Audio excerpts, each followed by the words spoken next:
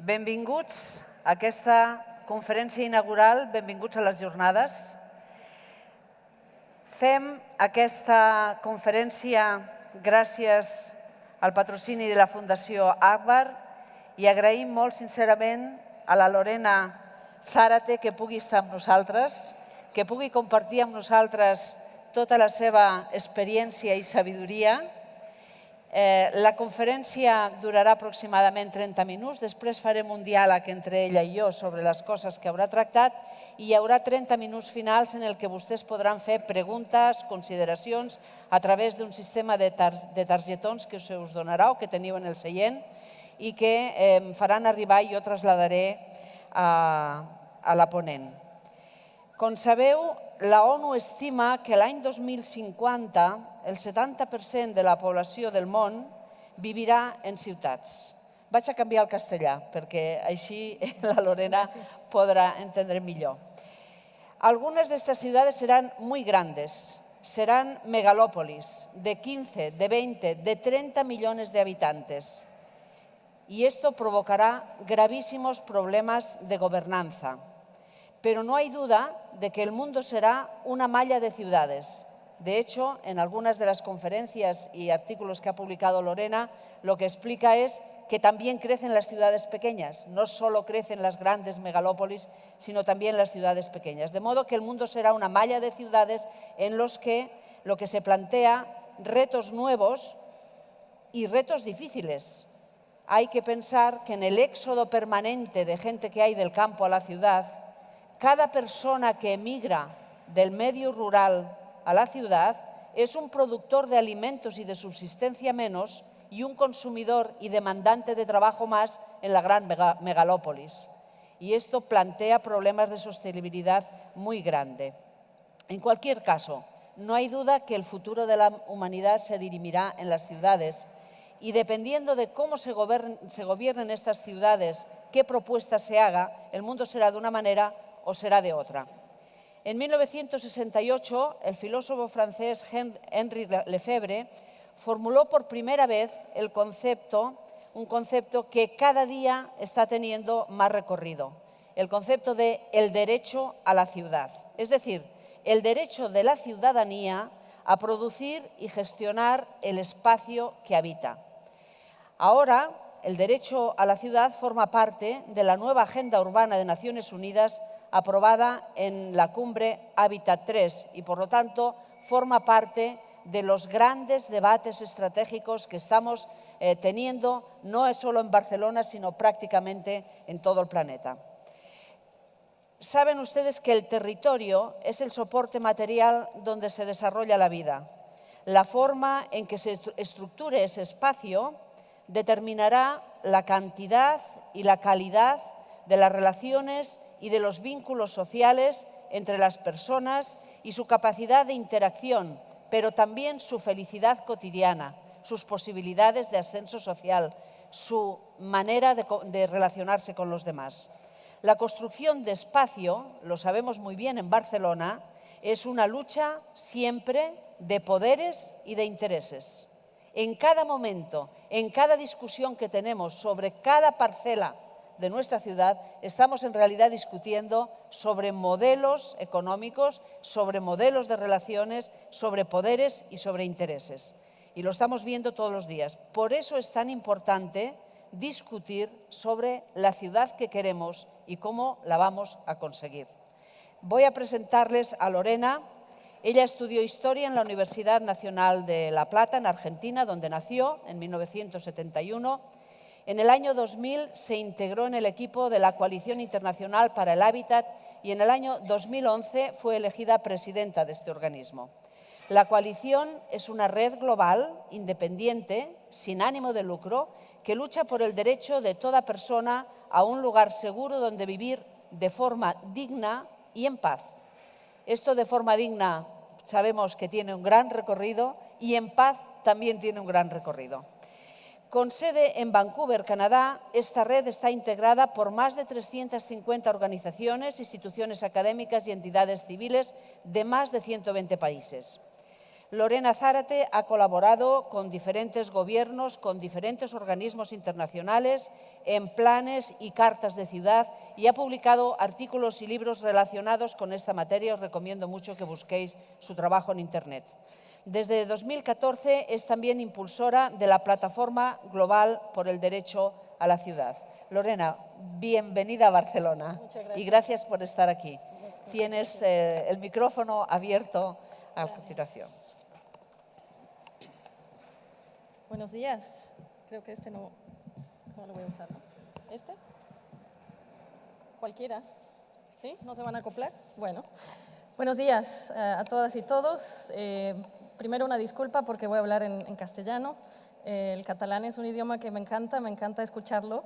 Diría que puedo entender un 60, un 70%, pero no puedo hablarlo, por lo menos por ahora. Así que gracias por su paciencia.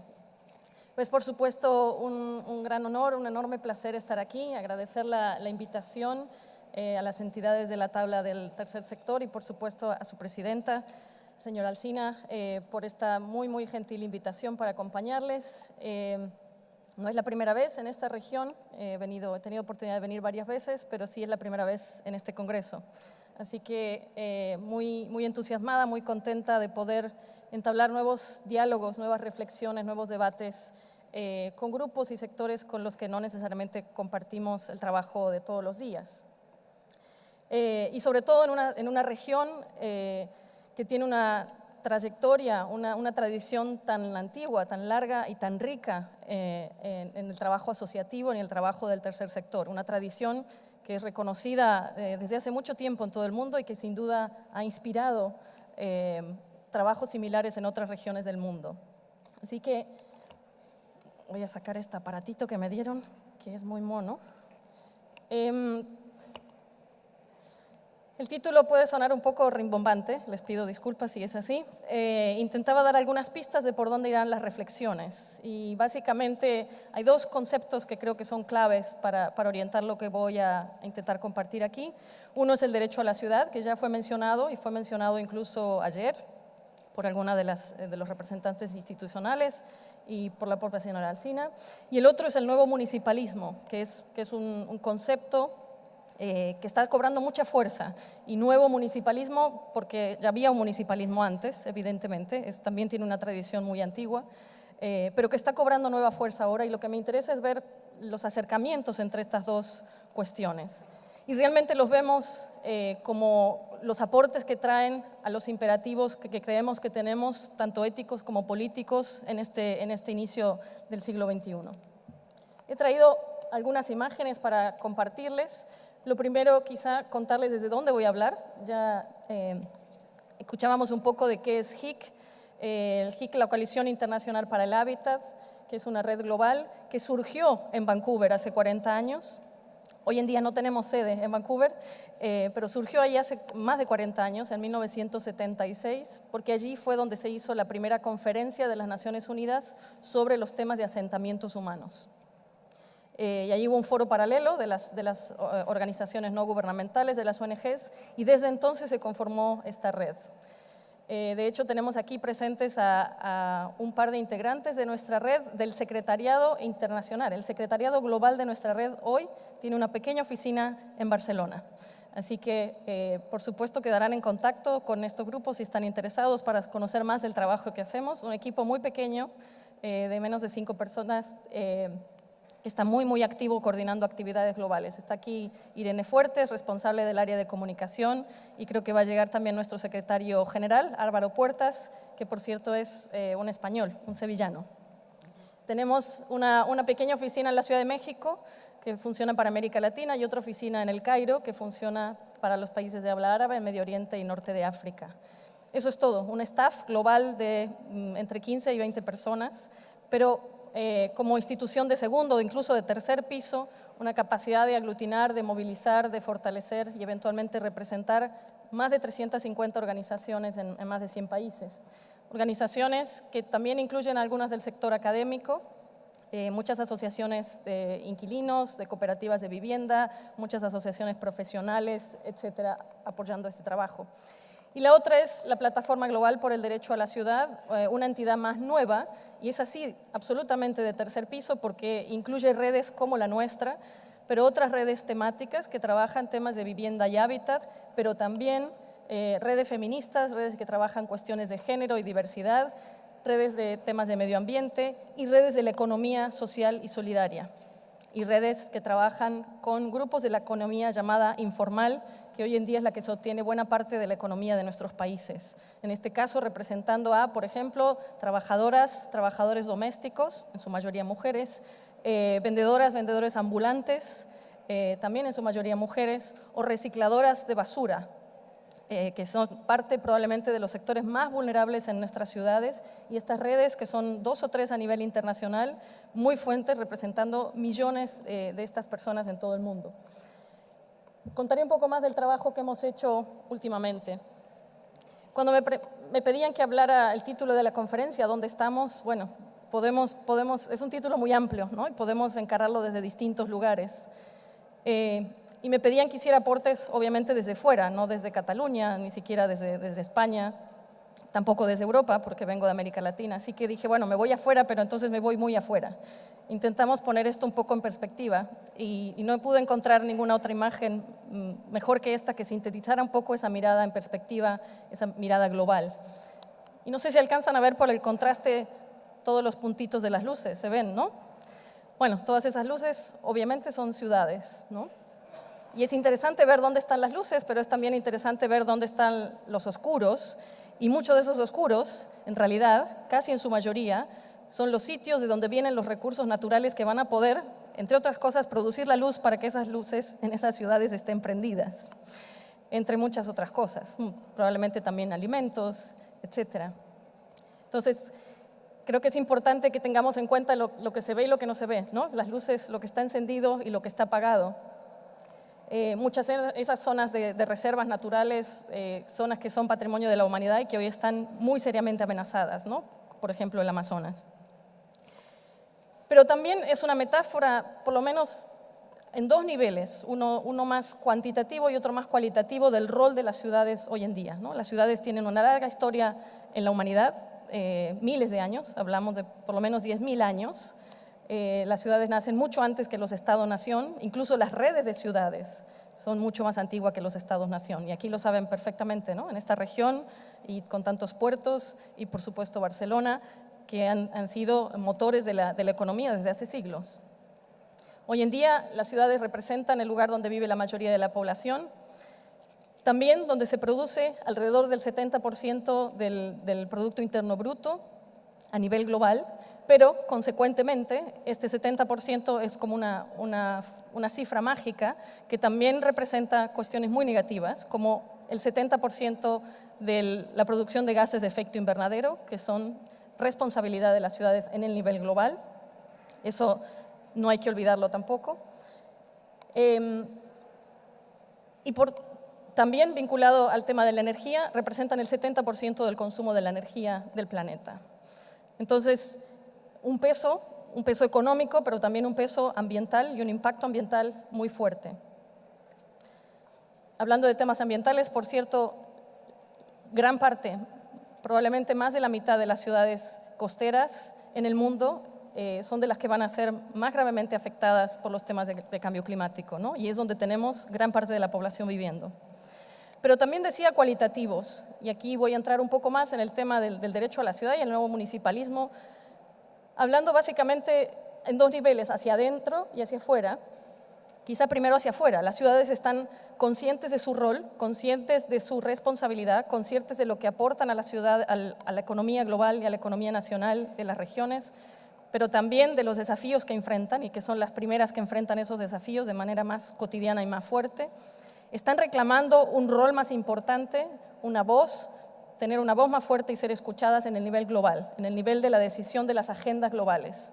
Usualmente son los estados-nación los que están en esas discusiones y las ciudades quedan marginadas. Igual, por cierto, que las asociaciones, la sociedad civil, las organizaciones del tercer sector, etc. Igual que nosotras, las autoridades locales están siempre eventualmente con un rol de observadores, muy pocas veces con roles de voz y voto en la toma de decisiones. Están reclamando un rol mucho más fuerte, es decir, tenemos la mayoría de la población, tenemos responsabilidades muy grandes, necesitamos participar en esos debates. Pero también hacia adentro, y este proceso creo que también es muy interesante, a la vez que reclamar un espacio afuera, embarcarse en procesos de mayor democratización, de democratización hacia adentro de los países, hacia adentro de las regiones, hacia adentro de las ciudades. Y esto tiene que ver con un mayor involucramiento de la ciudadanía o un reconocimiento, en realidad, del rol activo de la ciudadanía y en particular de la ciudadanía organizada, de las organizaciones sociales, de los movimientos sociales, asociaciones de distinto tipo, etcétera. Y entonces hablar ya de la cogestión, de la coproducción de nuestras ciudades, ya no es una cuestión del gobierno. Cuando hablamos de ciudad no hablamos de los gobiernos locales, hablamos de la ciudad en su conjunto, la sociedad en su conjunto. Y la responsabilidad entonces compartida de poder avanzar en transformar esa sociedad. Y tenemos que tener mucho cuidado porque vemos hoy procesos de reconcentración y recentralización del poder en muchos lugares. Muchos países que nunca han pasado procesos de descentralización, eso es cierto, siguen siendo países gobernados desde una capital y con muy poco poder de las y los ciudadanos de votar a sus representantes locales, etcétera. Pero donde ha habido procesos de descentralización, hoy en día en muchos lugares se ven procesos de reconcentración. Y por supuesto un giro autoritario y de ataque, de hecho, a las instituciones democráticas en muchos lugares del mundo, y ya ayer la alcaldesa Colau hablaba de esto. Algunos ejemplos muy rápidos de qué quiero decir con esto de las ciudades reclamando un rol más fuerte. Este viene de Buenos Aires y viene de hace unos pocos días. A fines de octubre se hizo la que fue la primera reunión que se llama del Urban 20 o el 20 urbano. Y esto se refiere básicamente a un encuentro previo a la reunión del G20. El G20, como saben, es el grupo de los 20 países más ricos del planeta, incluyendo, por supuesto, la Unión Europea en su conjunto. Se reúnen regularmente los ministros de Hacienda, de Finanzas, una vez al año. Este año va a tocar en Buenos Aires a fines de este mes, en unos pocos días más. Por primera vez, alcaldes de las ciudades capitales, pero no solamente, las ciudades grandes de esos países del G20, más algunas invitadas, decidieron conformar el Urban 20 como un espacio propio para poder debatir sus propuestas y decir, señores del G20, en su mayoría son señores, hay algunas pocas señoras, necesitamos que nos escuchen. Estamos aquí, estamos aportando a la construcción de nuestras sociedades, de nuestros países, estamos enfrentando muchísimos desafíos, necesitamos ser escuchados. Y estos fueron algunos de los temas que discutieron en esa agenda. El que está aquí en el centro, hola, no sé dónde hay que apuntarlo. Bueno, en el centro de la imagen, el que está sosteniendo el papel, la declaración que le entregan las autoridades, es el presidente de la Argentina, Mauricio Macri, que tiene la Secretaría General ahora este año del G20. Entonces, simbólicamente le están entregando esto a los gobiernos nacionales. Esos fueron los temas de la agenda, que son los temas de la agenda que el G20 también va a tratar. Por supuesto, el tema del clima, pero podrán ver el tema del futuro del trabajo, y esto es fundamental y nos toca al tercer sector de manera muy directa. El tema del empoderamiento de las mujeres, la inclusión socioespacial y el acceso a financiamiento. No todos esos temas las va a tratar el G20, por cierto. Se amplía aquí la agenda de una manera más interesante. Intentamos como sociedad civil tener un espacio en esta reunión de autoridades locales, lo pedimos formalmente y nos dijeron que no. Entonces tuvimos que organizar un evento paralelo de las organizaciones que se llamó un Encuentro Internacional por Ciudades Igualitarias, que también ha tenido una declaración. Pero paralelo a este esfuerzo, y no sé si saben de esta iniciativa, porque Barcelona ha sido la ciudad que la ha impulsado, existe desde hace unos meses este manifiesto por el derecho a la vivienda y el derecho a la ciudad. Un manifiesto muy importante en varios sentidos, un manifiesto que sale desde aquí, pero está propuesto y negociado con ciudades, con alcaldes de ciudades tan grandes y tan relevantes a distintos niveles, como la ciudad de Londres, la ciudad de París, la ciudad de Nueva York, etcétera, algunas ciudades de América Latina, algunas de Asia, y está abierto a firmas, y siguen llegando las firmas. Al día de hoy creo que son 12 las ciudades que han firmado, pueden buscar en internet la declaración. Pero es muy importante además porque la declaración incluye como dos niveles. Un primer nivel, los dos primeros puntos, donde las y los alcaldes están pidiendo más recursos, están pidiendo más competencias y básicamente para regular el mercado inmobiliario, un tema fundamental, el control de precios de la tierra, del suelo, de la vivienda, de los alquileres, de que los fondos buitres, etcétera, etcétera, están reclamando que necesitan más competencias para poder hacer frente a esto. A la vez más recursos para poder invertir más en vivienda y en vivienda social, por supuesto. Pero los siguientes 3 puntos no son ya de reclamo y de petición frente a otras instancias nacionales e internacionales, son de compromisos. Entonces, al mismo tiempo que piden, dicen, nos comprometemos también a construir ciudades de otra manera, a reconocer el rol tan fuerte del sector social, de cómo estamos co-construyendo la ciudad, de cómo necesitamos apoyar esa construcción de otra manera y construir barrios más integrados. Y a seguir colaborando en el nivel municipalista. Es una declaración muy breve, tiene 3 o 4 páginas, pero muy, muy relevante en el nivel político y desde las organizaciones de la sociedad civil la estamos impulsando. Y fue presentada en las Naciones Unidas en julio de este año y tiene el apoyo de la relatora especial de las Naciones Unidas para el derecho a la vivienda adecuada, que es una canadiense, relatora independiente de la ONU, no es una funcionaria de la ONU, que hace un rol muy importante, y tiene el apoyo también de una red, otra red, la red global más grande que aglutina ciudades y gobiernos locales, que tiene, por cierto, sede en Barcelona también, que se llama Ciudades y Gobiernos Locales Unidos, CGLU.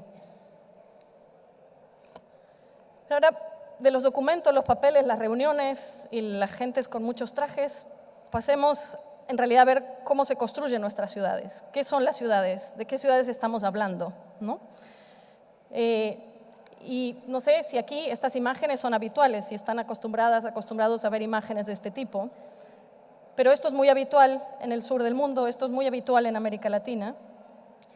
Y aquí, en asentamientos de este tipo, o incluso mucho más precarios, es donde la mayor parte del crecimiento urbano se va a dar en los próximos 25 o 30 años. Se hablábamos al principio de que en el 2050 la ONU dice habrá alrededor del 50% de la población viviendo en ciudades. Hoy en día es un poco más del 50, 55, 56, o sea que el crecimiento va a ser muy acelerado y la mayor parte de ese crecimiento se va a dar en condiciones aún más precarias que estas que ven aquí. Esta es la favela Rocinha en Río de Janeiro, una de las más grandes probablemente, si no la más grande. Pero ven ahí que hay casas ya muy consolidadas, ¿no? Casas de ladrillos, de materiales, con varios pisos. Esto ha sido un proceso de construcción y de consolidación de muchas décadas.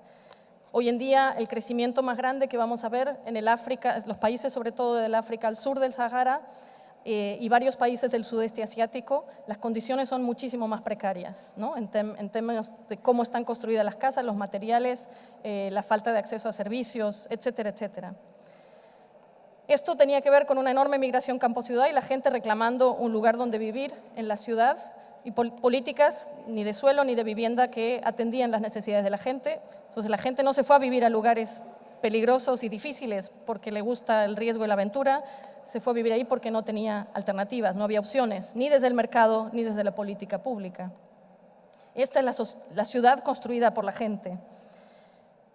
Pero usualmente esta ciudad construida por la gente, aunque les parezca mentira, y siendo tan masiva, hablamos de millones de personas, de hecho a nivel global, en el sur global, más de la mitad de la población está viviendo en estas condiciones. La ONU dice que a nivel global, en general, en todo el mundo es más del 30%, pero en el sur global es más del 50% y hay países en los que puede ser 80% o más de la población. Es decir, no es minoría, no es marginal. Y aunque les parezca mentira, esta realidad es totalmente invisibilizada en muchos casos, no aparece en las estadísticas, no aparece en los mapas. Estos barrios aparecen como áreas verdes o áreas grises, como si ahí no viviera nadie. Entonces, como no hay nadie, entonces no hay calles, no hay número de calles, y como yo no tengo un domicilio, imaginen todo lo que no pueden hacer cuando no tienen un domicilio que dar, ¿no? La cantidad de trámites, la cantidad de inscripciones, la cantidad de derechos que están vulnerados por no tener un lugar formal, no tener prueba de un lugar formal donde se está viviendo. Entonces, mucha estigmatización, no solo invisibilización, y mucha criminalización, por supuesto, ¿no? De estos esfuerzos y de esta ciudad con procesos de desalojos, procesos de desplazamientos y demás.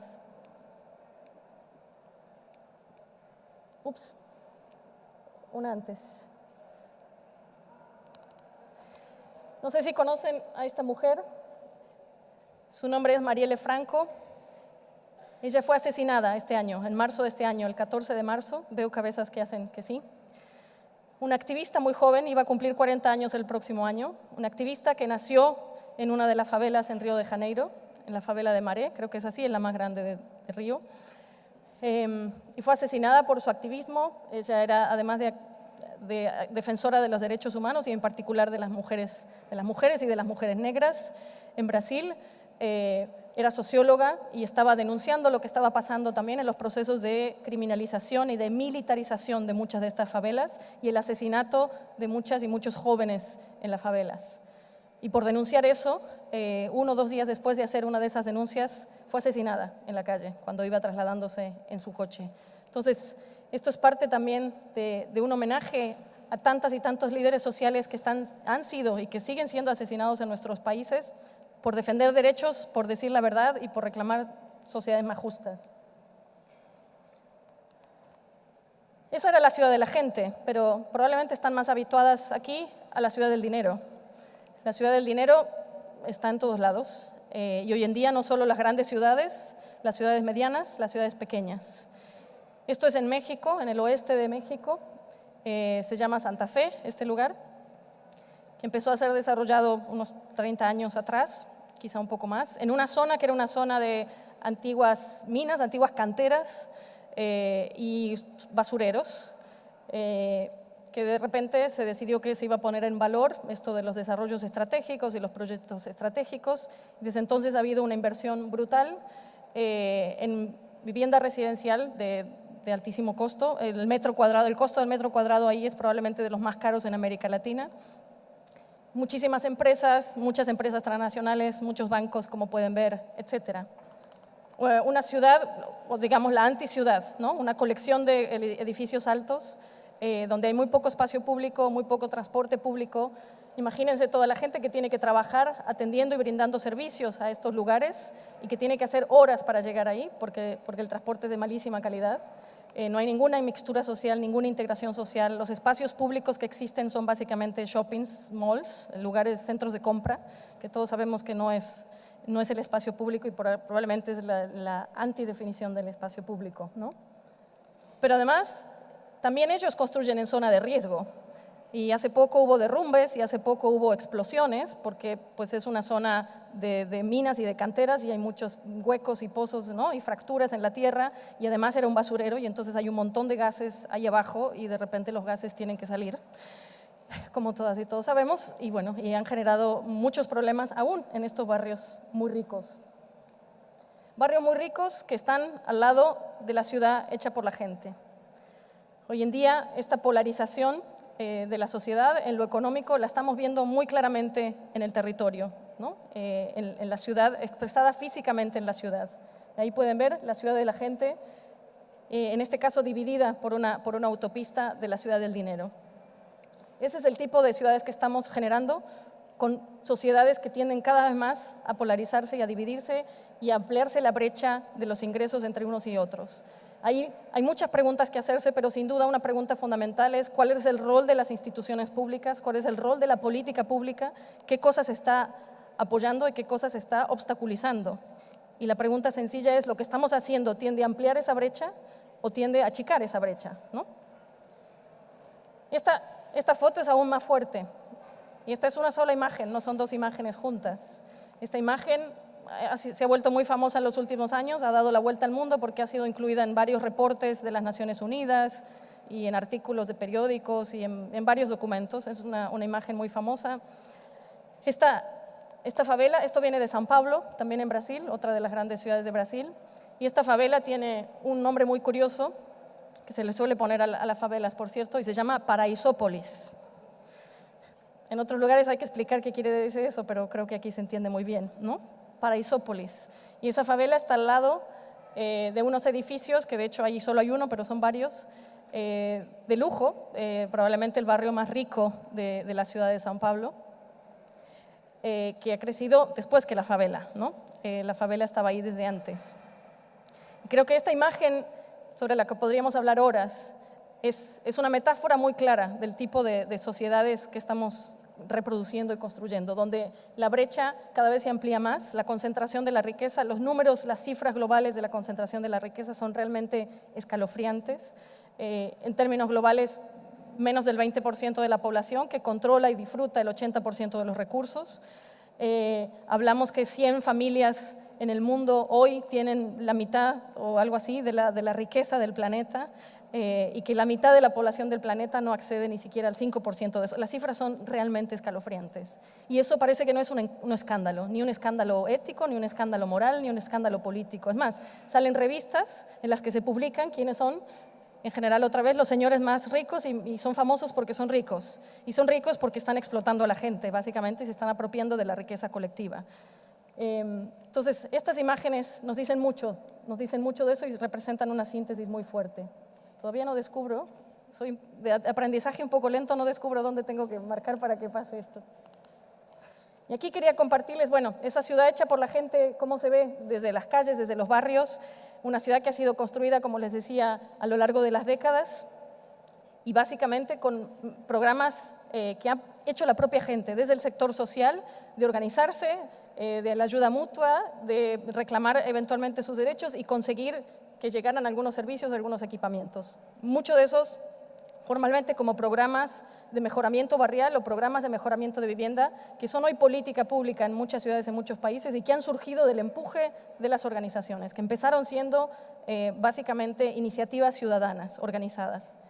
Pero quería mostrarles también este señor, Estevão Silva, que no sé si lo conocen. Este señor, tal vez adivinan cómo se le llama, se le conoce como el Gaudí brasilero.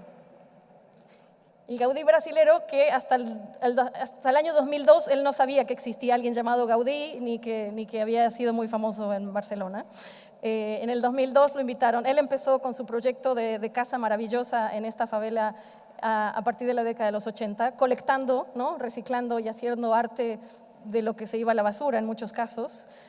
Hoy es un pequeño museo ahí en el barrio que todavía no he visitado personalmente, pero hay muchas imágenes en internet. Y en el 2002 lo invitaron a Barcelona y él se enteró entonces de que había alguien llamado Gaudí. Este es el tipo de riqueza que hay en los barrios, ¿no? Que muchas veces lo que sale en las noticias es nada, el crimen, la pobreza, ¿no?, y todas las cosas feas. Y muy poco se habla de la parte riquísima, básicamente una parte de la ciudad, una parte muy importante de la ciudad y la ciudadanía, muy creativa, muy innovativa, hoy que está de moda la innovación, y parece que la innovación es patrimonio simplemente del sector privado y de algunas grandes compañías en el sector privado, pues si algo sabemos desde el sector social es de la innovación y más aún de los sectores que menos recursos materiales tienen de creatividad y de innovación, que es una práctica cotidiana. Así que mucho que aprender de ahí. La ciudad de las políticas públicas. Ese es un extremo, por supuesto, ¿no? Pero esa es la política de vivienda en México. La primera foto era hacia el oeste de la ciudad, esta hacia el este de la ciudad, hacia el lado de Puebla, hacia el lado del Golfo de Veracruz, a unas 2 horas de la Ciudad de México.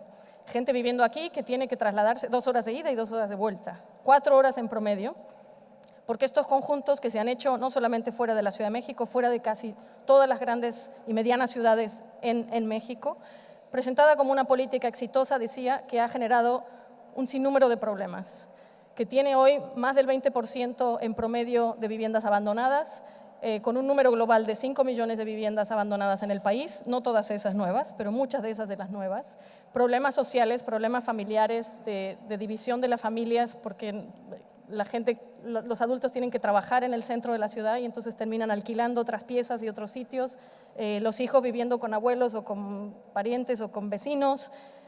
Al final, una política de empobrecimiento, gente que en teoría ya está en un sector social que necesita apoyo, que por cierto esta política no llegó al sector que más lo necesitaba, pero aún así de empobrecimiento, pagando doble, pagando hipotecas a 25 o 30 años de viviendas que a los 6 o 7 años se están cayendo.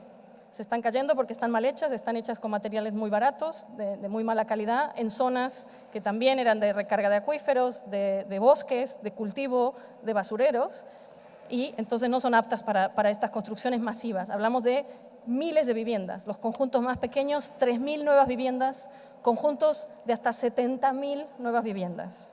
presentados como conjuntos. Esas son ciudades, ¿no? 70.000 viviendas, pues es una nueva ciudad, y no o varias ciudades pequeñas. No están planteadas como ciudades, sino como conjuntos de viviendas. Unos problemas enormes, ambientales, sociales, económicos, no solo para las familias, sino para la sociedad en su conjunto y la ciudad en su conjunto. Eventualmente eso se empieza a criticar. Ya advertimos al gobierno de México que esto iba a pasar porque lo habíamos visto en Chile varios años antes, de hecho desde la dictadura de Pinochet, que la política exitosa chilena, que el Banco Mundial andaba replicando en otros sitios, ya había generado estos problemas. Pues no quisieron escuchar, por supuesto, era un gran negocio. Las empresas inmobiliarias que hicieron estas viviendas ganaron en promedio 1000% de ganancia en la bolsa de valores. No hay ningún negocio en el mundo que dé 1000% de ganancia, ni siquiera el negocio criminal. Y eso no es criminal, que estas empresas después se declaran en bancarrota, etcétera, etcétera, ¿no? Y ahora el gobierno tiene que poner dinero para hacer programas de mejoramiento barrial y mejoramiento de infraestructura en estos sitios. Entonces nosotros como sociedad estamos pagando 2 o 3 veces algo que alguien se apropió en muy pocos años y que siguen disfrutando, ¿no? Pasemos a los conceptos ya para ir avanzando un poco más rápido. Entonces, frente a eso, ¿no? La ciudad de la gente, la ciudad del dinero, la ciudad de las políticas públicas, bueno, estos conceptos del derecho a la ciudad que tienen ya una larga trayectoria, una trayectoria académica, desde Lefebvre, cuyo libro que sale por primera vez con ese nombre y donde el concepto se usa por primera vez, cumple este año 50 años, que es también el 50 aniversario del Mayo francés y del Mayo francés que se replicó en tantas ciudades del mundo. No es casualidad. Cuando él escribe este libro, él está en las afueras de París, en la Universidad de Nanterre. Esa universidad va a ser la sede del movimiento estudiantil que luego va a replicarse y a esparcirse como fuego, ¿no? por París y por tantas otras ciudades. Y sus reflexiones sobre este tema influenciaron mucho esas movilizaciones y esa organización. Entonces no es casualidad que esto haya sido retomado por muchos movimientos, quizá más fuera de Francia que en Francia, por cierto, ahora está volviendo a Francia. Entonces no es solo una discusión académica, es una cuestión de movilización social y de avances institucionales en muchos países. Aquí no traje esa lámina, pero el derecho a la ciudad está reconocido hoy ya en la Constitución de Ecuador, por ejemplo, en el Estatuto de las Ciudades de Brasil, que fue el primero en el año 2001. Está reconocido en la nueva Constitución de la Ciudad de México. La Ciudad de México es de las pocas ciudades que tienen una constitución. Acaba de ser aprobada el año pasado y ahí se incluye también el derecho a la ciudad. Y está reconocido en muchos otros instrumentos no legales, pero políticos, y muchos instrumentos de la sociedad civil. ¿Qué supone el derecho a la ciudad? Y esto es importante porque parece un juego de palabras, pero en realidad tiene implicaciones muy fuertes. El derecho a la ciudad incluye los derechos humanos en las ciudades.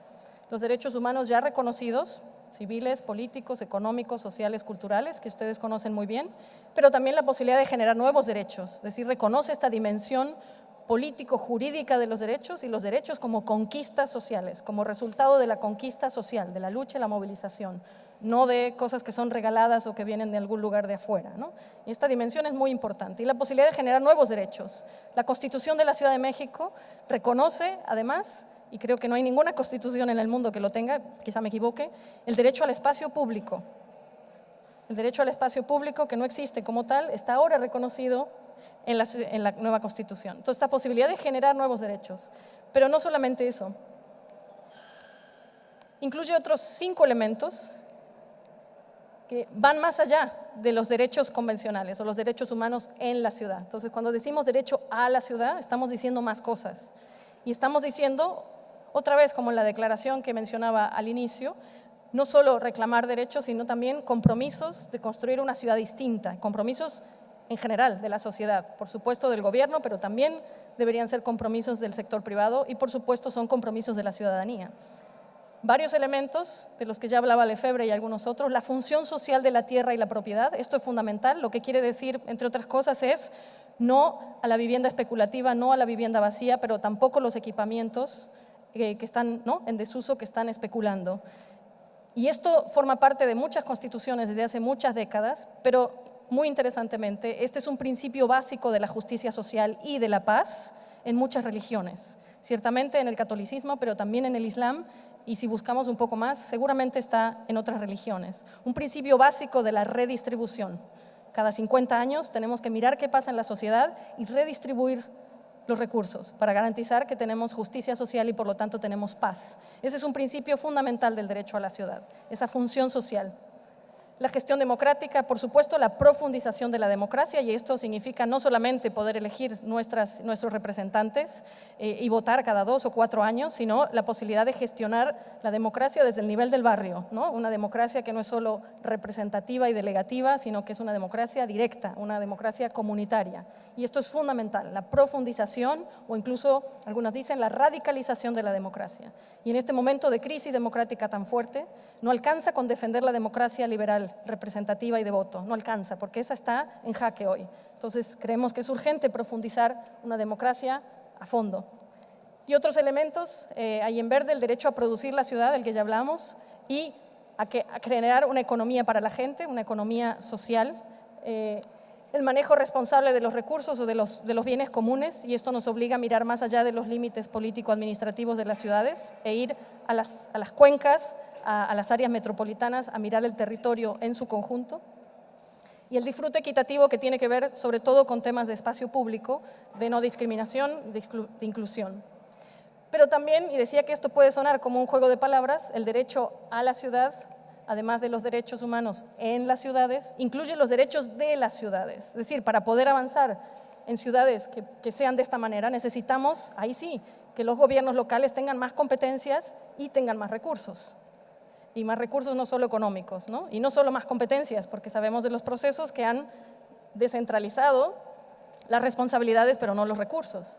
Entonces necesitamos gobiernos locales más fuertes en ese sentido. Y más fuertes no significa más corruptos o más autoritarios, significa más democráticos, ¿no? Con mayor participación de la sociedad en la cogestión de esa ciudad. Y eso es lo que plantea el nuevo municipalismo.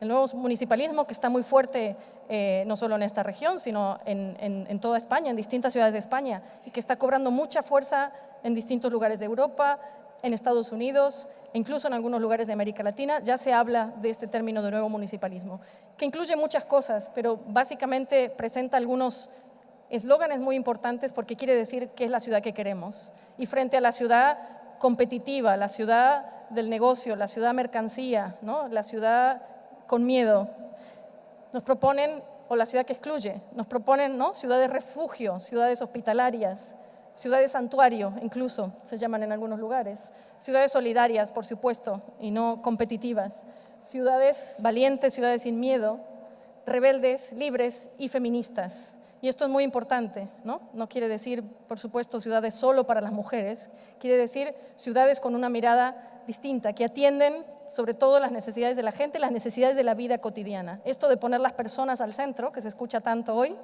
pues entre otras cosas quiere decir eso, es el cuidado de la vida, las necesidades de la vida cotidiana. Y esto en términos de política social, pero de las infraestructuras también que necesitamos en la ciudad para tener esa vida distinta. Ya las últimas 2 láminas para cerrar. Volviendo al nivel global, muchos de estos discursos, muchos de estos principios están ahora en documentos internacionales que los gobiernos nacionales han firmado de manera consensual, después de mucho debate, pero aprobado, a nivel de las Naciones Unidas. Estos son los Objetivos de Desarrollo Sostenibles, los ODS, o la Agenda de Desarrollo 2030, que fue aprobada en el 2015, a fines de 2015 en Nueva York, y que tiene una serie de lineamientos y de compromisos. Y es muy importante remarcar que, a diferencia de la agenda anterior, que eran los Objetivos de Desarrollo del Milenio, que seguramente conocen, esos estaban enfocados en países del sur. Estos son para todos los países, del norte y del sur. Por lo tanto, nuestros gobiernos nacionales, regionales, autónomos y locales deberían estar viendo cómo toda la política pública va a atender estos 17 objetivos. Objetivos, o sea, es una agenda con objetivos y con metas y eventualmente ya con indicadores, algunos bastante avanzados y algunos que generan algunos problemas. Les invito a que los revisen críticamente si no lo han hecho todavía. Y hay, por supuesto, libertad para que esos indicadores sean desarrollados a nivel local y a nivel nacional, ¿no? Y incluye un objetivo específico, el 11, sobre temas de ciudades y algunos de los compromisos que tienen que ver con eso, y básicamente avanzar en vivienda y servicios básicos integrados para todas las personas de aquí al 2030, entre otros compromisos. Imagínense los desafíos enormes que hay en eso.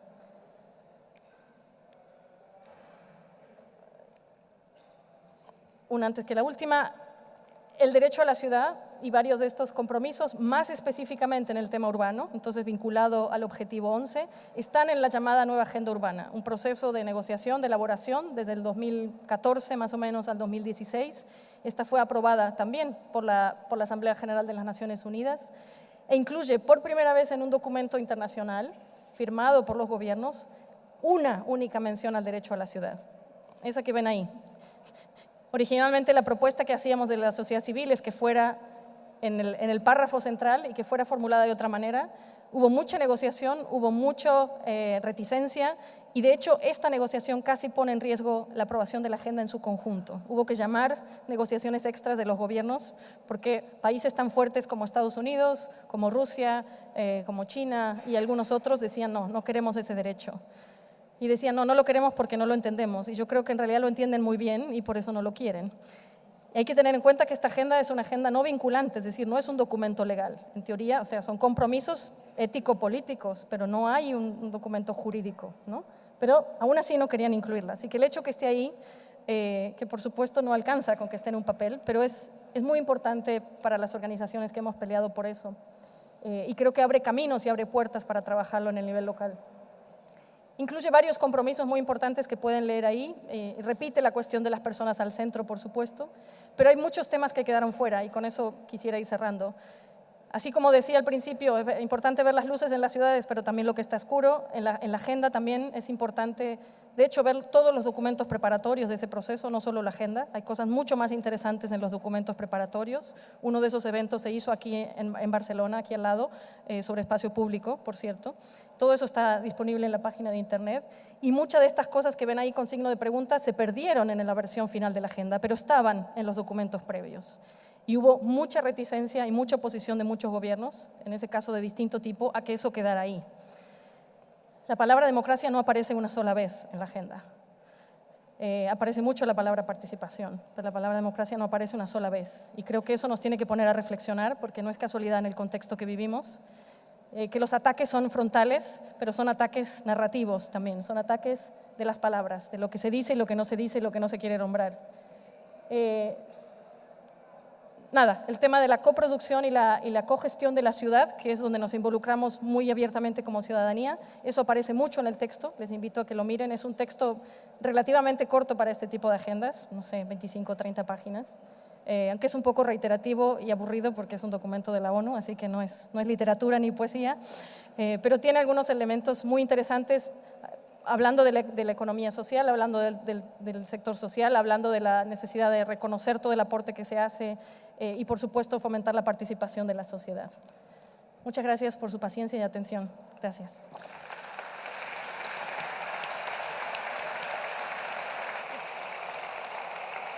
Muchas gracias. Muchas gracias, Lorena, por esta magnífica exposición en la que vemos que somos una pequeña parte del mundo, pero formamos parte del mundo y las cosas que nos pasan aquí les pasan también a mucha otra gente. Yo querría continuar la parte expositiva tuya con unas cuantas preguntas para que profundices en algunos elementos. Uno de ellos, cuando tú has expuesto estas fotografías en las que hemos visto los contrastes tan extraordinarios, por ejemplo, entre el nuevo desarrollo de México, de la ciudad, diríamos, financiera, y la ciudad de la vivienda, de la gente que va a trabajar a esa ciudad financiera. Aquí, obviamente, hay una gran cantidad de intereses en juego. En el discurso de la gestión neoliberal de la ciudad, hemos oído muchas veces ensalzar la colaboración público-privado como un mecanismo que crea riqueza, que resuelve los problemas, que diríamos que la iniciativa privada es muy necesaria para crear riqueza, porque sin la iniciativa privada no se puede crear riqueza. Este mecanismo de decir colaboración público-privada es siempre tan equilibrado, a veces no representa que es una forma de enmascarar que los intereses privados acaben consiguiendo aquello que depende de los poderes públicos para que puedan conseguirlo. No, es un tema crítico. ¿Me pueden escuchar? Que yo no ¿Sí? me A ver, el micro, por favor. Sí. Me dicen si grito, porque no me escucho. ¿Se escucha bien? ¿Sí? No se escucha muy bien, ¿no? Muy suave, ya. Sí. No estoy acostumbrada a estas cosas. Ahora sí. Usualmente no hablamos con tanta sofisticación. Es un tema fundamental, y que de hecho verán aparecer en la nueva agenda urbana, sobre todo, muchas veces una expresión de fomentar la colaboración público-privada comunitaria o público-privada social o incluso público-social y público-comunitaria. Y eso no es casualidad que haya quedado en esa agenda, justamente porque hubo un proceso de presión y de negociación muy fuerte por parte de los movimientos y de las redes, identificando que ese ha sido un nodo crítico de varias cuestiones, del empobrecimiento en muchos lugares, de la apropiación privada en muy pocas manos. Cuando hablamos de sector privado no hablamos de todas las pequeñas empresas que hay, hablamos de una concentración cada vez más corporativa, ¿no? En muy pocas manos. Y toda la apropiación que ha habido en esas pocas manos de la riqueza pública.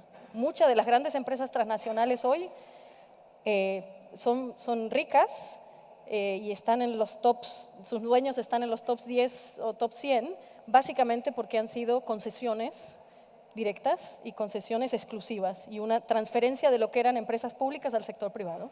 Y podría dar ejemplos en México, en Argentina. En España podrías dar varios. Y en Argentina varias de esos fueron con empresas españolas, por cierto. Pero bueno, esa ha sido la agenda neoliberal. La agenda neoliberal ha sido, a ver, no, el sector público es demasiado grande, tenemos que achicarlo, y para achicarlo entonces hay que decir que es ineficiente, que es inoperativo, etcétera, etcétera. Que muchas de esas críticas no es que no fueran ciertas en cierta medida, ¿no? Eso hay que reconocerlo también.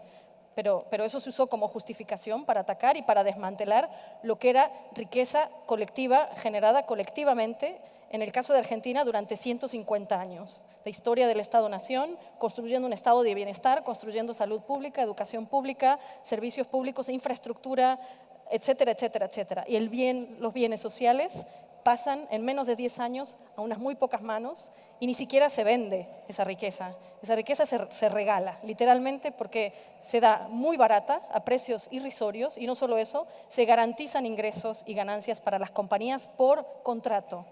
Entonces, algo que no rendía, entonces lo voy a vender, pero lo vendo muy barato. Dice, bueno, si no rendía hay que venderlo barato, hasta ahí podría ser. Pero no solamente eso, le voy a garantizar ganancias y voy a poner dinero público para que esa empresa me lo quiera comprar. O sea, en ese nivel y probablemente aquí han pasado cosas similares.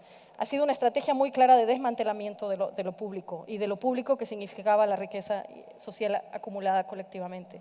Eso es muy grave porque se ha desmantelado, por ejemplo, entre otras cosas, las oficinas de planificación y la gente que sabía hacer planificación territorial en muchos sitios, y eso hubo que recuperarlo, ¿no? En la década pasada en América Latina, con la oleada de gobiernos progresistas, hubo un intento muy fuerte de recuperación de lo público y de recuperación de la planificación urbana. Y también, entonces, de abrir concesiones para el sector social. Entonces, por ejemplo, la ley de educación en Argentina, la ley de educación también, pero la ley de comunicación, que fue una ley muy importante, ahora no sé cuánto está en vigencia, no sé si la conoces, sí, que básicamente decía, bueno, tenemos que redistribuir el espectro, ¿no?, de la comunicación, de radio, televisión, etcétera, incluso prensa escrita, y decir, señores, hay 3 sectores, pues hay que repartirlo, y entonces le toca 1/3 a cada uno. 1/3 al sector público, que tenía que recuperar 1/3 al sector privado, y 1/3 al sector social. Y eso se va a apoyar con recursos públicos y con legislación y todo lo demás, ¿no? O sea, ha habido esfuerzos muy importantes, pero está claro que no es casualidad, y por eso decía las palabras importan, ¿no? Que lo social haya pasado a ser sinónimo. Entonces lo social es socialismo, es comunismo, es el muro de Berlín. El muro de Berlín ya se tiró hace tiempo, aunque ahora se construyen otros muros, ¿no?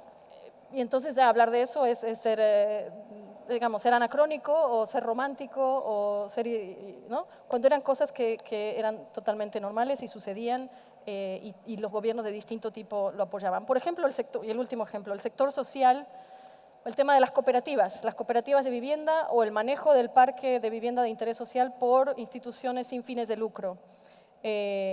Algo muy normal, y la construcción de vivienda pública, algo muy normal, sobre todo en los países del norte, en los países de Europa, Estados Unidos, Canadá. Bueno, eso se empezó a desmantelar, se dejó de producir vivienda pública No solamente eso, se empezó a privatizar la vivienda que había y no solo eso, se empezó a hacer cada vez más difícil que el sector social pudiera hacerlo, más difícil en términos jurídicos, más difícil en términos financieros. Y poner a las cooperativas, al sector cooperativo de vivienda o al sector de ahorro y crédito, lógicas del juego que son del sector empresarial. Entonces decirle, bueno, si ustedes quieren entrar a estos partenariados, tienen que tener esa lógica del sector privado. No, porque eso es fines de lucro y esto es otra cosa. Y eso desmanteló y hay como una estigmatización, ¿no?, de lo cooperativo y de que eso no sirve y de que eso es corrupto y de que eso no sé qué. Muy, muy complicado.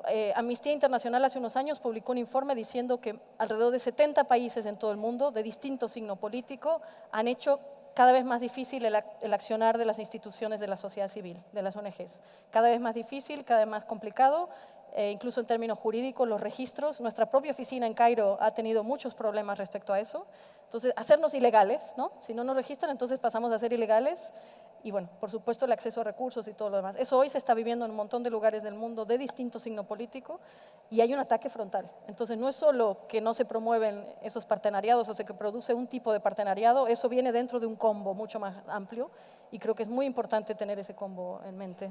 Sí, aquí en Barcelona hemos visto y en el área metropolitana de Barcelona hemos visto una parte de lo que estás diciendo, que también pasa en otras ciudades. Aquí no tenemos parque público de vivienda, no tenemos parque de vivienda pública. Había un parque de vivienda de protección oficial que ahora está disminuyendo porque como los que eran adjudicatarios pueden venderlo al mercado libre, pues ahora resulta que no solo no construimos vivienda nueva oficial, accesible, sino que además la que teníamos se está yendo al mercado. Y está yendo al mercado a los precios de mercado, diríamos, ¿no?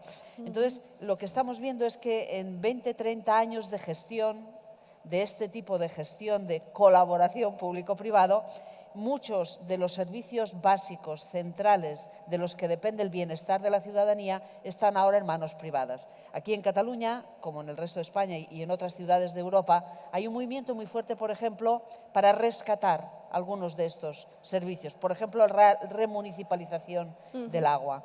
¿Cómo ves? Porque hay una resistencia enorme a la remunicipalización de estos servicios básicos. ¿Crees que vamos a poder ganar esta batalla o lo ves difícil? Es fundamental y bueno, no sé, no puedo decir si se va a ganar o no, pero es fundamental dar esa batalla y se ha ganado en otros lugares. Parte también de esta década, digamos, del inicio de los 2000, entre el 2000 y 2010, un poco más en algunos lugares. Y en Bolivia, por ejemplo, la batalla del agua fue muy importante y por renacionalizar en estos casos, ¿no? Pero en algunas ciudades en Argentina hubo remunicipalización también.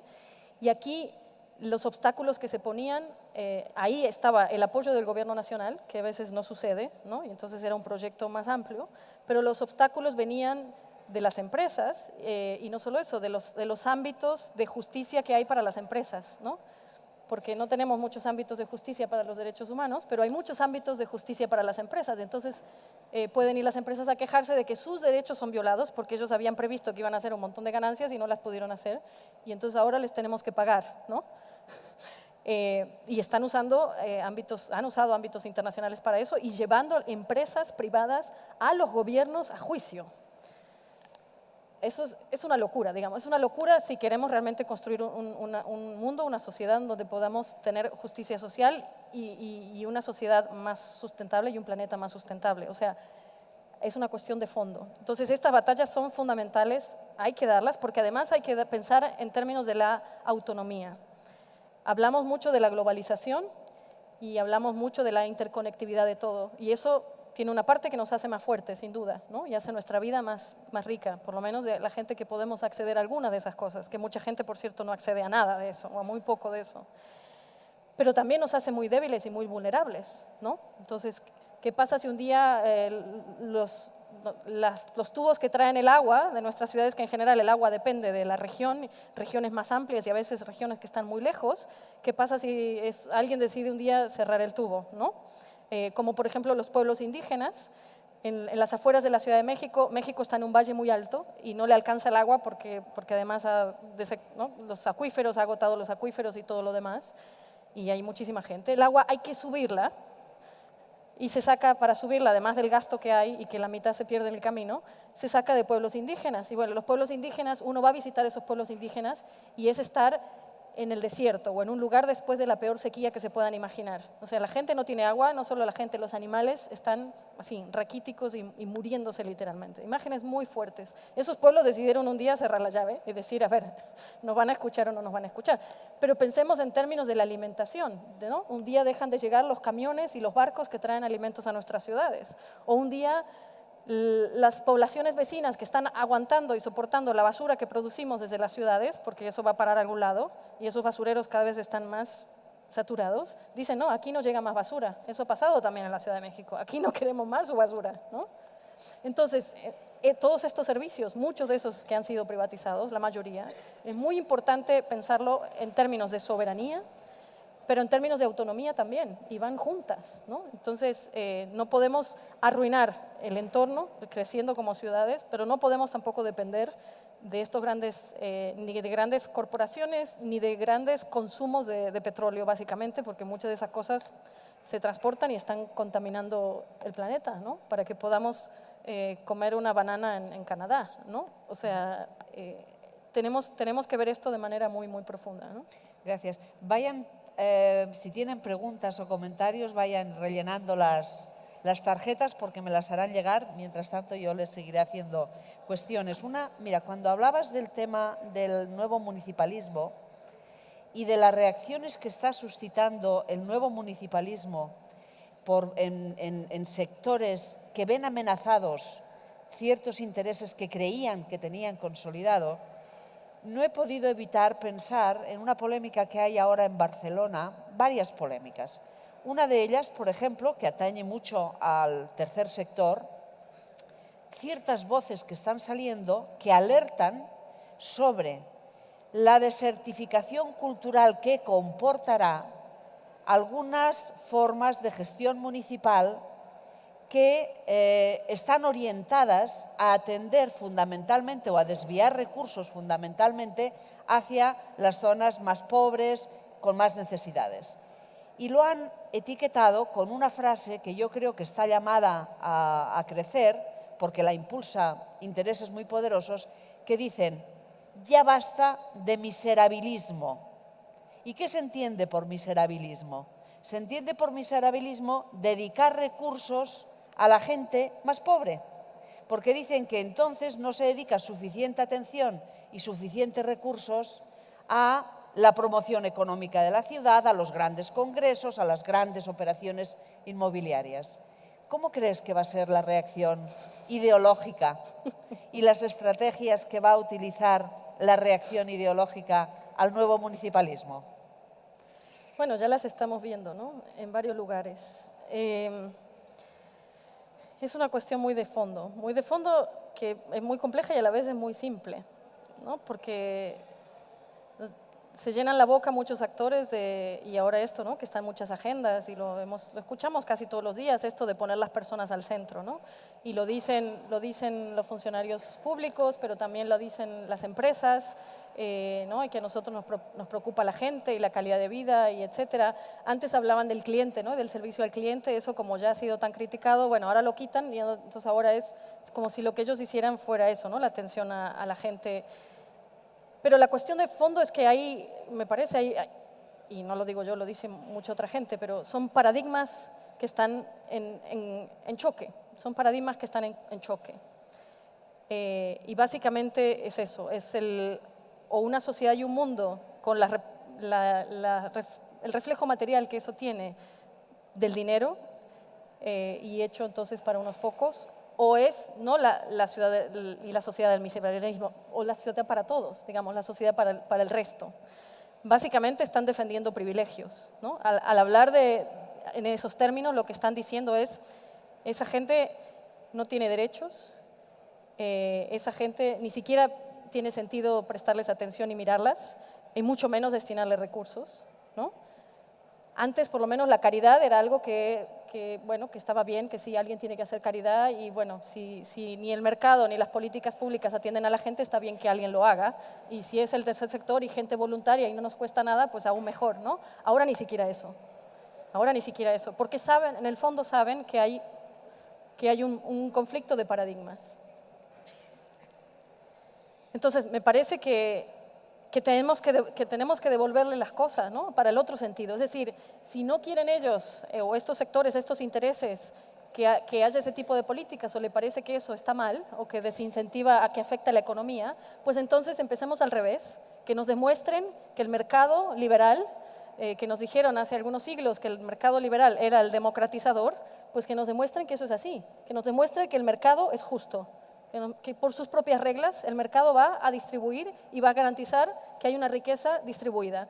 Si el mercado no lo hace, entonces el principio liberal era una gran mentira o no se puede aplicar o no sé qué pasa, pero entonces no sirve y tenemos que pensar que hay que hacer las cosas de otra manera y eso va a requerir una concepción de lo público distinta. Una concepción de lo público que ya no es solo una concentración, ¿no?, de un gobierno nacional o que decidan los gobiernos o el Estado. Lo público va a ser cómo gestionamos entre todos. Y eso es parte de no solamente la remunicipalización, es parte de incorporar a la ciudadanía y a la ciudadanía organizada en la gestión colectiva de los bienes colectivos y de lo público. Y eso, creo que ese es el cambio de paradigma tan fuerte que se está viviendo ya en un montón de lugares y un montón de ciudades o pequeños territorios que deciden cerrar las puertas a las transnacionales, que deciden cerrar las puertas a las políticas de los gobiernos nacionales, que deciden cerrar las puertas al narco y a la violencia que está creciendo en todos los rincones del mundo de una manera realmente alarmante, como apropiación de los recursos, ¿no?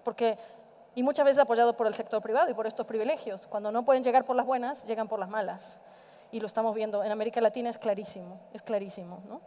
Entonces, hay una cuestión muy de fondo y podemos llamarla filosófica, podemos llamarla civilizacional, podemos llamarla como querramos, pero estos ataques son ataques con mucha hazaña y son ataques que tocan, ¿no?, en lo más profundo, justamente porque se están viendo amenazados en sus privilegios. Y si hay esa reacción tan fuerte, quiere decir que ahí es donde hay que apretar más. Y ese es el tipo de batalla que hay que dar y hay que cambiar la regla del juego, como decía ayer la alcaldesa Colau, pero cambiar el lenguaje, cambiar los discursos y poner a esos actores, a esos intereses a discutir bajo nuestros criterios.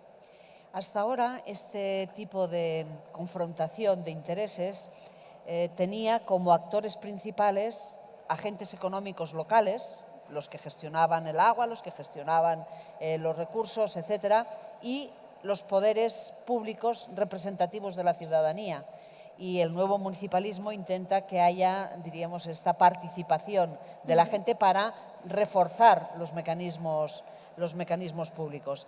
Pero una de las dificultades que tiene la gestión de las ciudades ahora mismo es que los operadores económicos que inciden sobre condiciones básicas de la ciudad muchas veces son transnacionales, son plataformas, con la nueva economía digital, por ejemplo, las plataformas económicas a través de, por ejemplo, Airbnb o todas estas plataformas que ofrecen servicios, que deciden políticas y actuaciones en lugares remotos, tienen una incidencia bestial sobre las ciudades. Por ejemplo, en el caso de Barcelona, pues está detrás del incremento del precio de la vivienda, de la gentrificación, de muchos fenómenos asociados a esto. Y en cambio las ciudades tienen poca capacidad de incidir sobre ello porque son agencias o son plataformas que ignoran, desde luego, la normativa local, ¿no? Hace una semana 48 ciudades han suscrito en Barcelona, precisamente en el Sharing Cities Summit, han suscrito un documento de 10 puntos de cómo recuperar la soberanía de las ciudades ante las grandes corporaciones o ante las nuevas corporaciones digitales. ¿Cómo ves esta batalla? Fundamental. Es probablemente una de las batallas más importantes si queremos usar estos conceptos un poco de la guerra, ¿no? Pero creo que es fundamental. Y es fundamental justamente porque lo que muestra es esta simetría brutal de poder, ¿no? Y esta concentración brutal que se ha dado de poder económico, que por lo tanto es poder político, es poder simbólico y cultural también, y eso hay que tenerlo en cuenta también, ¿no?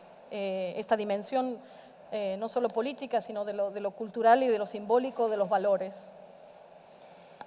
Y esta concentración extrema, eso, que que no se ha dado por arte de magia, ni porque ha venido ningún dios o marciano a hacerlo. Se ha dado porque digamos, el poder es como la energía, y ayer lo veíamos muy claramente en la magnífica obra de teatro que nos puso a la piel de gallina y el estómago retorcido de la profundidad y la fortaleza de esos mensajes, ¿no? De la reflexión que nos daban.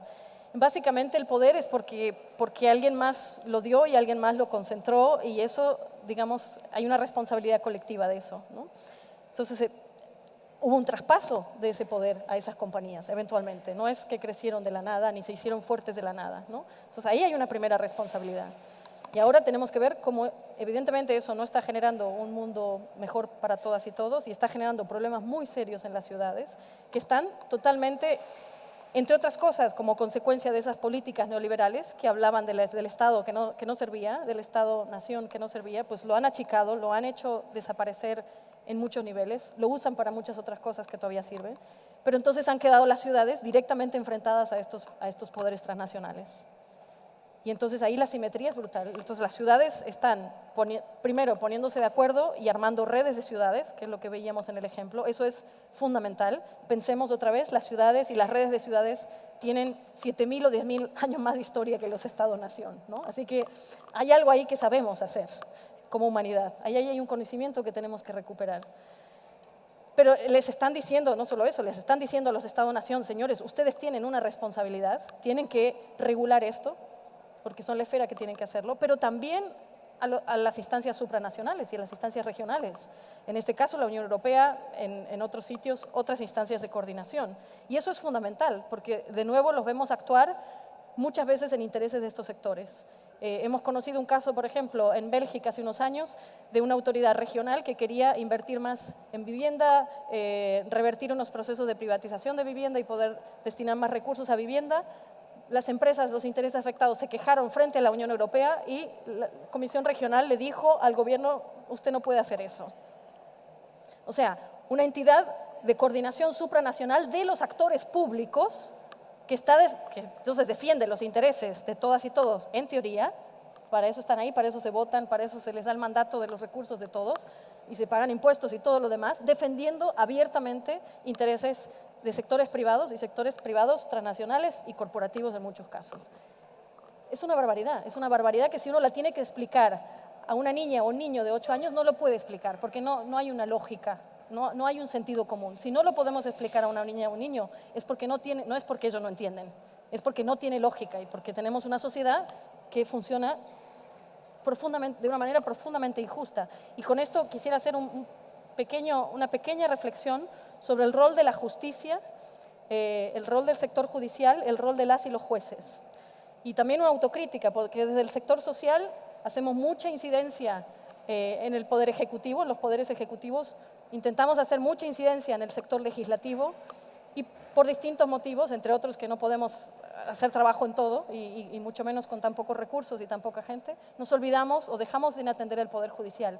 Hoy el Poder Judicial, siempre lo ha sido, pero hoy es un actor fundamental en procesos de reversión de la democracia y de ataque a las instancias democráticas, de hecho, en muchos casos, y Brasil ha sido un clarísimo ejemplo de eso, pero se puede ver en otros lugares, de retrocesos para la democracia, de defensa de los intereses del statu quo y de los privilegios, no de los derechos, porque saben de derecho, pero no de derechos, y mucho menos de derechos humanos.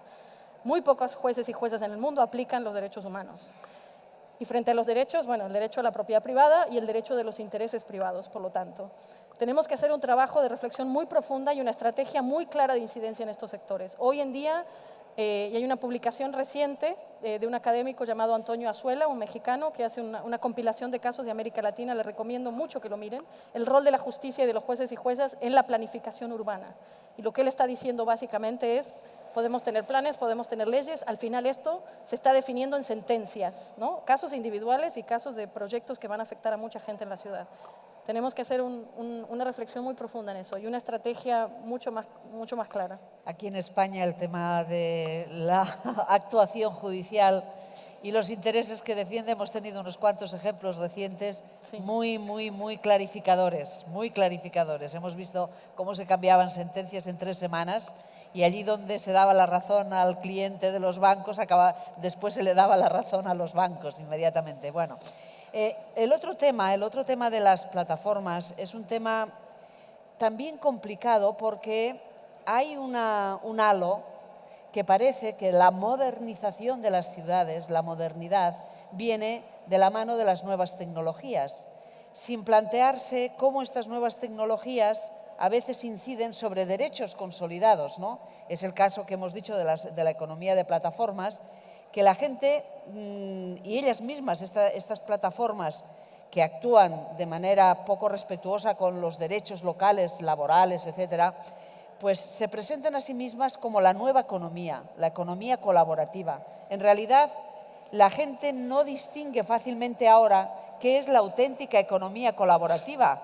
La economía colaborativa auténtica es la cooperativa, aquella que son entre iguales. Wikipedia es una economía cooperativa. House Exchange, que intercambiamos casas, es una economía cooperativa de plataforma porque pone en contacto usuarios con usuarios en los que los dos hacen la misma transacción. Pero claro, Uber o Airbnb está haciendo otra cosa, está haciendo negocio a partir de la explotación de los espacios que tiene libre la gente que tiene una habitación libre o de la falta de recursos que tiene una familia y entonces utiliza su coche y se pone como chofer para bajar precios y hacer movilidad explotadora de derechos, ¿no? Entonces aquí hay mucha confusión sobre qué es verdaderamente economía cooperativa.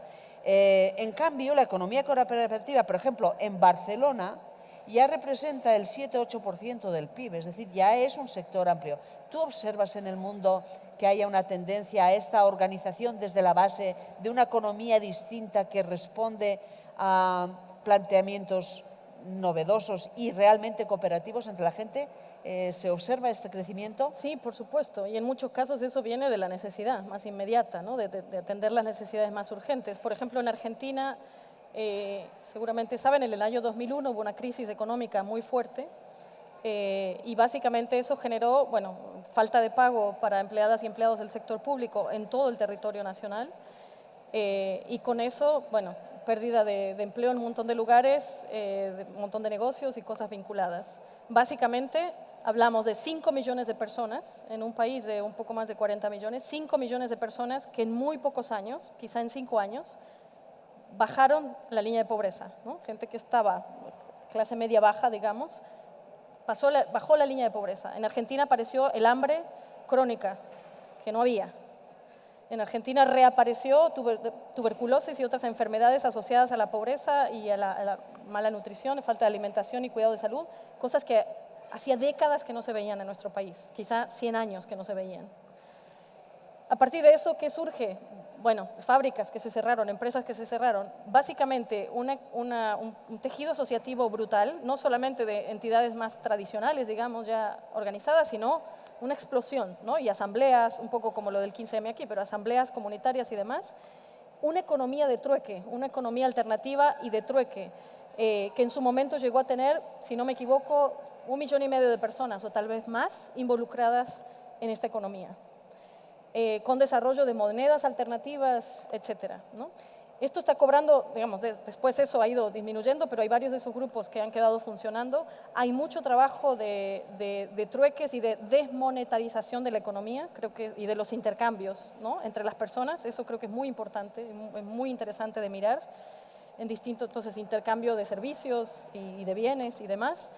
Y en algunas ciudades como la Ciudad de México se ha logrado por la movilización social que eso pase a ser política pública y que se propongan, por ejemplo, desde la autoridad, mercados de trueque, en este caso de alimentos, pero también de servicios. Y entonces en los espacios públicos, los domingos, además de haber ferias convencionales que uno va y paga con dinero, hay otro tipo de ferias y hay ferias con dinero alternativo y básicamente lo que hacen es esto y garantizar alimentación, por cierto, sana y de calidad, que es un tema crítico, ¿no? Porque también la comida y la buena comida se vuelve un privilegio. Y ahora comer lo orgánico, que era lo que siempre se hizo, ahora lo orgánico es carísimo y está de moda y no sé, porque como contaminamos todo, lo que no era, como el plástico, ¿no? Nuestras abuelas iban a hacer las compras con su bolsa de mandado y reciclaban las botellas de la leche. Bueno, hoy eso es ser muy cool y ser muy consciente del planeta, porque como arruinamos los últimos 30 años del planeta con plástico, tuvimos que desaprender y volver a aprender lo que las abuelas ya sabían. Y así con la sociedad en su conjunto. El cuidado del agua. No habría civilizaciones si no hubiéramos sabido cómo cuidar el agua hace, otra vez, 7.000, 8.000 años o 10.000 años, ¿no? Lo primero que hacían estas sociedades era cuidar el agua. Y uno puede visitar hoy lugares como Pompeya, si ha tenido la posibilidad de conocer, y es una cosa maravillosa ver la sofisticación urbana de esa ciudad, no solo con dónde va a ir el agua y cómo va a correr el agua y las calles, hay aceras y hay bancas de piedra en las aceras, porque cuando uno va caminando se cansa y entonces se tiene que sentar. Hoy reclamar un banco parece que uno está loco, ¿no? O que es un comunista porque reclama un banco. Tenemos que desaprender y volver a aprender lo que ya sabíamos, pero parece que como sociedad, como humanidad somos así. Entonces, creo que la perspectiva de afuera, la perspectiva de la larga duración, la perspectiva histórica, creo que a veces nos puede ayudar. Sí, esto que estabas diciendo me recuerda cómo yo hubiera pensado en Pompeya hace un par de años. Mi madre era muy mayor, y le gustaba mucho salir. Ya sabes que para la gente mayor es muy importante caminar, es muy importante salir a la calle, tomar el sol, poderse encontrar con otros. Y vi que dejaba de salir y que no se quedaba más en casa, y yo la animaba, pero me decía, no puedo salir porque no encuentro el banco más próximo alrededor de la vivienda en la que estoy, está a 500 metros y yo no puedo andar 500 metros sin sentarme. Entonces, poner un banco cada 300 metros en la ciudad es pensar en toda la gente, ¿no? Esto es muy importante. Hay una pregunta que ha llegado del público que plantea una cuestión que tú también has hecho mención antes. Dice, hay actualmente diferentes estrategias para evitar la despoblación de los pequeños pueblos. Aquí en España ahora tenemos también un debate muy serio porque la población se está concentrando en todo el litoral y en Madrid, y el resto se está desertificando, con lo cual llevar servicios, garantizar una vida digna en los lugares más despoblados es costosísimo, y cada vez se destinan menos recursos a garantizarlos, porque además cada vez es más caro. Y eso es un proceso de empobrecimiento circular. La pregunta que te hacen es, hay estos programas que se están fomentando que haya personas que vayan a vivir de nuevo y repoblar las zonas rurales. ¿Se está contemplando este fenómeno a nivel internacional? ¿Existen experiencias exitosas sobre esto? ¿Qué recetas podríamos aplicar? Las recetas son complicadas, ¿no? Mejor pensar en valores, en principios, en algunas estrategias, pero sin duda es un tema crítico, fundamental. No es sostenible una vida como sociedad, ni para las personas ni para el planeta, pensando en megalópolis, ¿no? En que todos vamos a estar viviendo en 5 ciudades en todo el planeta.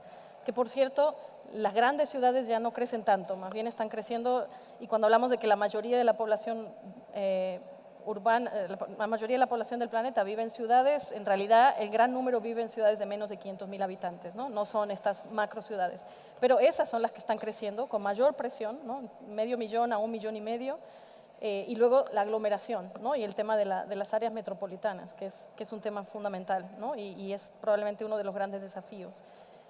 Cuando hablamos de derecho a la ciudad hay que tener mucho cuidado, porque no queremos decir el derecho a más urbanización o a reconcentrarnos todos en ciudades. No estamos haciendo apología de la urbanización. Esto es muy importante, porque hay muchos que hacen apología de la urbanización, incluyendo las Naciones Unidas. ONU Habitat dice, el fenómeno de la urbanización es inevitable, como si eso viniera de alguna fuerza que no podemos controlar. Bueno, no, son personas que se mueven, y se mueven por algunos motivos. ¿Qué quiere decir que es inevitable?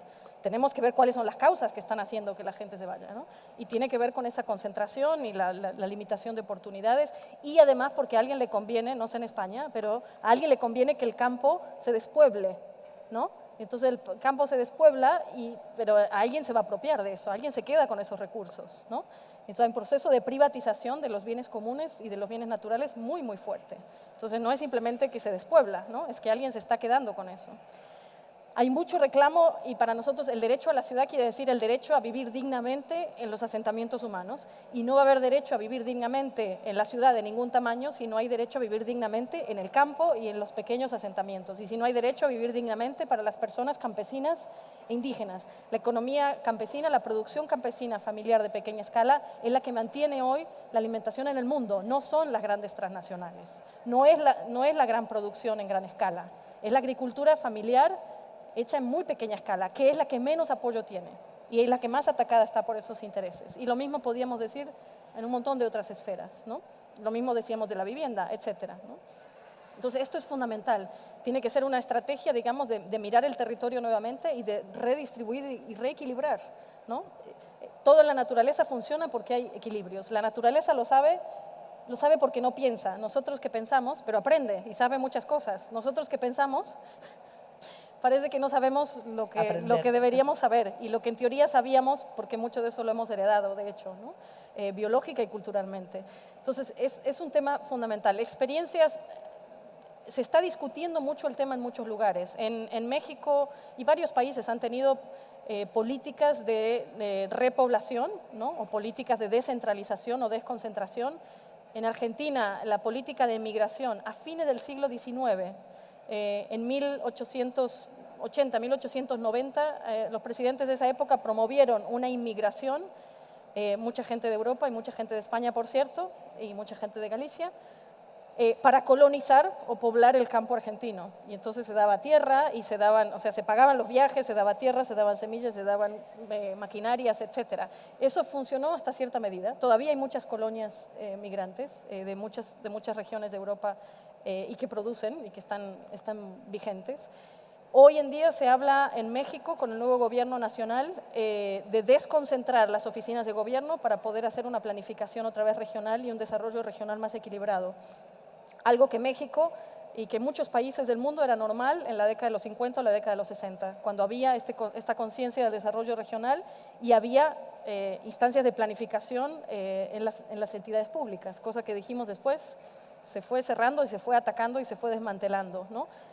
Ha sido una preocupación durante muchas décadas y que no es desarrollo urbano, tiene que ser un desarrollo territorial integral. Si miran la agenda urbana, y esto básicamente por los países de América Latina que hicieron mucho lobby, habla, en casi todas las veces que habla de desarrollo, no habla de desarrollo urbano, habla de desarrollo territorial o desarrollo urbano, desarrollo integral, ¿no? Entonces esto es fundamental. Creo que hay que volver a aprender y hay que, sin duda, inventar cosas nuevas, pero muchísima gente joven se nos acerca después de las charlas sobre el derecho a la ciudad y dice, yo me quiero ir al campo, ¿y qué pasa con el derecho a vivir en el campo? Por supuesto, ¿no? Tenemos que hablar de eso y tenemos que apoyar eso y tienen que ser complicidades, ¿no? entre unas luchas y otras. No podemos dejar que esto, o el campo o la ciudad, y entonces nos dividen, ¿no? Porque se divide en el estudio académico, se dividen en las políticas públicas, se divide en la cooperación internacional. No, es una sola cosa y cómo pensamos la sustentabilidad de la vida en los territorios, ¿no? Afortunadamente, las nuevas tecnologías hacen ahora posible que la vida en el medio rural pueda ser tan rica, tan creativa, tan participativa y más relajada. Y más relajada que en el medio urbano. Por lo tanto, aquí tenemos una alianza con las tecnologías que puede facilitar que esto sea así, ¿no? Hemos agotado el tiempo, lamentablemente, porque el programa tiene que continuar. Muchas gracias por tu conferencia, muchas gracias a todos por la atención. La paciencia. Ahora hay un café aquí en el espacio a la izquierda cuando salgan para tomar un descanso y luego poder continuar con las jornadas. Gracias, Lorena. Muchas gracias a todos. Gracias.